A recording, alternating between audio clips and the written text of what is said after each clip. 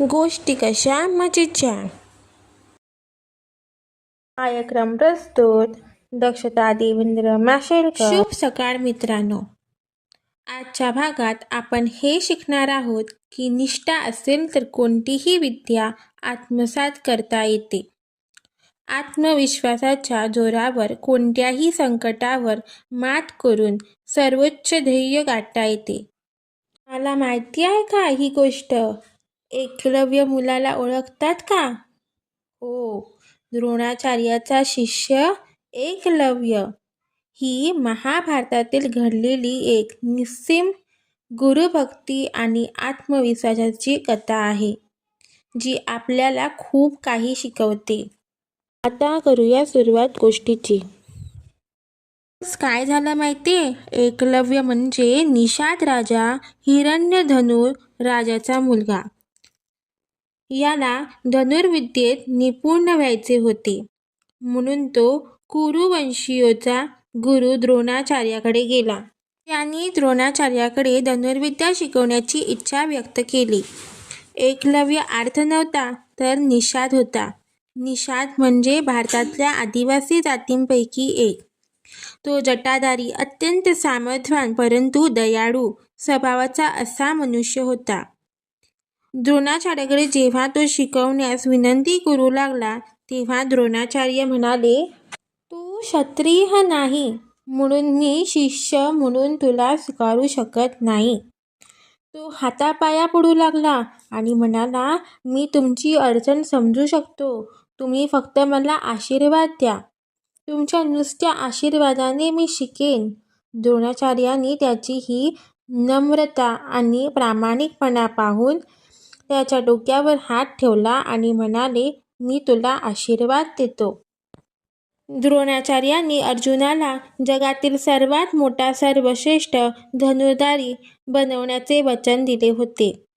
अर्जुनाच्या कौशल्यामुळे आणि निष्ठेमुळे प्रभावित होऊन त्यांनी त्याला हे वचन दिले आणि अनेक दिव्य अस्त्रांचे विशेष ज्ञान दिले. अर्जुनाने सर्व प्रगत तंत्राचे प्रशिक्षण घेतले होते. मीच जंगलातील सर्वोत्तम धनुर्धर आहे असे त्याला वाटू लागले. पण नंतर एकलव्य आला. द्रोणाचार्याचा आशीर्वाद घेत असताना एकलव्याने द्रोणाबद्दलच्या अगदी बारीक तपशीलकडेही नीट लक्ष दिले. एखादी गोष्ट पाहताना नजरेतून तपशील चुकतो. त्यांच्याकडून लक्ष भेद करतात. नक्कीच चूक होऊ शकते, पण एकलव्याच्या नजरेतून काहीही सुटत नव्हते. एकलव्याने द्रोणाचार्याची प्रतिमा मनात उतरवली होती आणि परत जाऊन जंगलात एका झाडाखाली त्यांची चिकणमातीची प्रतिमा तयार केली. त्या प्रतिमेस गुरु म्हणून नमस्कार करून द्रोणाचार्याच्या आशीर्वादाने सराव करण्यास सुरू केले. त्यांनी कठोर सराव सुरू केला. एकलव्याच्या एकाग्रतेमुळे तो अर्जुनापेक्षाही सरस धनुर्धर बनला. एकदा काय झाले माहितीये? एकदा द्रोणाचार्य पांडव आणि कौरवांसह जंगलात आले तेव्हा एक कुत्रा मोठमोठ्याने भुंकू लागला. भुंकण्याने एकलव्याच्या सरावात अडथळे येऊ लागले.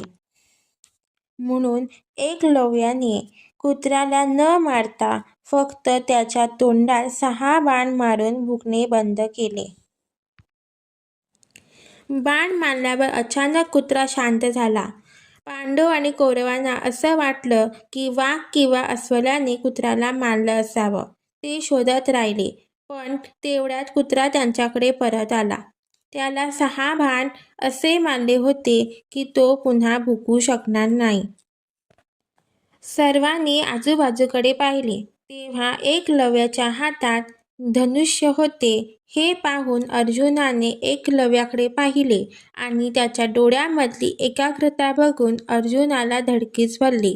कारण तो जाणून होता की या प्रकारे लक्ष केंद्रित करणारी व्यक्ती कधीही नेम चुकणार नाही. हा सर्व पराक्रम पाहून द्रोणाचार्य आश्चर्यचकित झाले. द्रोणाचार्यांनी एकलव्याला विचारले की तू कोणाकडून शिकलास? कोणी शिकवलंय तुला? एकलव्याने मूर्ती दाखवीत अत्यानंदाने द्रोणाचार्याला नमन केले आणि त्याला काही फळ आणि फूल अर्पण केले.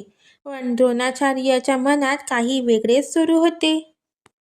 द्रोणाचार्यांना अर्जुनाला दिलेल्या वचनाची आठवण झाली. अर्जुनाला दिलेल्या वचनाची पूर्तता करण्यासाठी आणि अर्जुनाला सर्वश्रेष्ठ धनुर्धर करण्यासाठी द्रोणाचार्यांनी एकलव्याला म्हणाले की माझी गुरुदक्षिणा कुठे आहे आणि तू केव्हा देणार आहेस? त्या काळात परंपरा अशी होती की गुरुदक्षिणा दिल्याखेरीज शिष्य गुरूंना सोडून जाऊ शकत असे आणि शिकलेली विद्या वापरू शकत असे. एकलव्य म्हणाला, गुरुजी तुम्ही मागाल ती दक्षिणा देण्यासाठी मी तयार आहे. त्यावर गुरु द्रोण म्हणाले, तुझ्या उजव्या हाताचा अंगठा मला दे. धनुर्विद्येमध्ये प्रत्येच्या ओढण्यासाठी उजव्या हाताचा अंगठा वापरत असे. एकलव्याने क्षणभरही विचार न करता कर्तव्याच्या भावनेतून स्वतःचा उजवा अंगठा कापण्यासाठी तलवार उपसवली आणि अंगठा कापून द्रोणाचार्याच्या चरणी अर्पण केला. एकलव्याने गुरुदक्षिणेत अंगठा देऊन गुरूंचा मान राखला हे गुरुभक्तीचे सर्वोच्च उदाहरण आहे. तर मुलांना मला एवढंच सांगायचं आहे, जिद्द असेल तर आकाशही ठेंगणे असते. एकलव्यासारखे ध्येय ठेवून मेहनत करा, परीक्षेत गुण नक्की मिळेल. कुठल्या स्पर्धेत किंवा परीक्षेत संधी नाही मिळाली, चांगले मार्क नाही मिळाले म्हणून खचून जाऊ नका. नित्यनेमाने अभ्यास करा, आत्मविश्वासाला जागे करा. प्रयत्न केल्याने यश मिळतेच. भरपूर प्रगती करा आणि आपल्या आईवडिलांचे नाव उज्ज्वल करा. प्रयत्न केल्याने यश नक्की मिळते. ऑल द बेस्ट ऑफ लक. धन्यवाद.